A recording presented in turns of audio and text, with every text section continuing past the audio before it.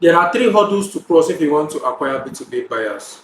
The good news is that you can cross each of these three hurdles by earning the mind share of the B2B buyers you're trying to acquire.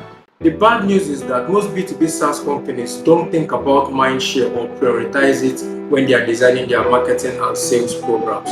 And while I could go all day talking about the importance of earning buyers' mindshare because we've experienced it firsthand at Vest Studio, Anthony Iannario, the author of The Lost Art of Selling, did a more perfect job when he said, "Mindshare or share of mind is what leads to preference, something we don't spend enough time thinking about, talking about, or working on when it comes to sales. To win a deal, your dream client has to prefer you to doing nothing, to alternatives, and to your competitors.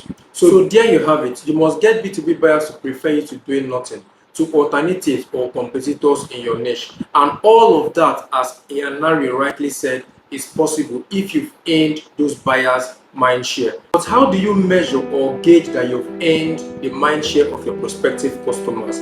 Because mindshare as a concept is intangible. You can't necessarily say, hey, I've earned 50% of my buyer's mindshare, or I have earned 100% of my buyer's mindshare. It is the actions they take that makes you gauge or determine if you're earning the mindshare of your B2B buyers. And to help you gauge that, I designed a quadrant for measuring the impact of the buyer's mindshare that you've earned. So this quadrant has buyer's preference on the x-axis and share of buyer's mind that you've earned on the y-axis. The first section of this quadrant is being a generic option. If you're a generic option, it means you've earned very little of your target buyer's mind share and you're not one of the preferred options recommended by other B2B buyers they may look up to. The second section of the quadrant is the top left, where you're the relevant alternative. So being a relevant alternative means that maybe you're the preferred choice of other B2B buyers, but because you've not earned the mindshare of your specific target buyers, they don't see you as the viable option for them. The third section is being a resonant second option. So because of that, they will not choose you. So how you measure or gauge the impact of the buyer's mindshare that you're earning is that you will not be in any of these quadrants. Where you want to be is the top right section, where you're the relevant, resonant, trusted partner. To be the relevant, resonant, trusted partner means that you've earned the mindshare of your buyers so much that when they look at you, they see you as the preferred option for them.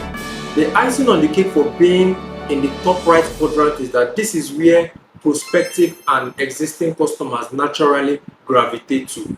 But the challenge is, how do you earn enough of your buyer's mind share to be the relevant, resonant, trusted partner? I'm going to use a real example to demonstrate how you do that. For instance, as you can see on your screen, this B2B prospect came inbound to book a sales call to work with Vex Studio. And if you look at the details that she provided when she was booking the sales call, she said she hopes to build their growth engine through content marketing. And not just that, she's hoping that Vex Studio could help her achieve that. Now, if you look at this, you may think that we magically earned her mind share enough for her to come and book a sales call to work with us. That wasn't the case. When she booked this call and the contact was created in HubSpot, I dove into the attribution and realized that this particular prospect had joined our newsletter 6 months prior. So for 6 good months, she was in our newsletter, and within those 6 months, I can tell you for a fact that we had created and distributed between 12 to 15 content pieces to people in that newsletter. And then when I looked at the attribution, she was reading most of those content pieces we were sharing through our newsletter. So that should give you an idea. Now, for 6 months, she was reading our content pieces. She was learning about Vex Studio. She was learning our unique approach of building B2B growth engine through content marketing. And then when she was ready to buy, because we had earned her mind share throughout those 6 months period, we were the preferred choice for her. So she came inbound and booked a sales call. So this example should take you back to the point that Iannario said about the importance of earning your buyer's mindshare, because it is in earning your buyer's mindshare that you win deals. And to win deals, you must get your average B2B buyer to prefer you to doing nothing.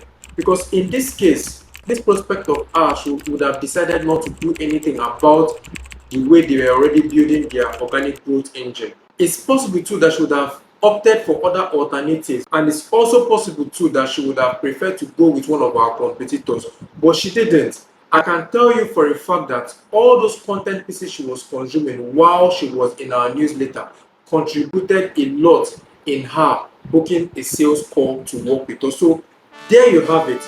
Using the quadrant, you want to be at the top right section where you're the preferred option when B2B buyers are ready to buy. But how you earn enough mindshare to become the preferred option is by doing anything you can to get the average B2B buyer in your audience, where you can continually feed them content and earn their mindshare, so that you nudge them against not just doing anything, you nudge them to choose you over alternatives, and then finally choose you above competitors. Now, if you want the step-by-step guide on how you can earn your B2B buyers mindshare, check out the resource linked in the comment section below.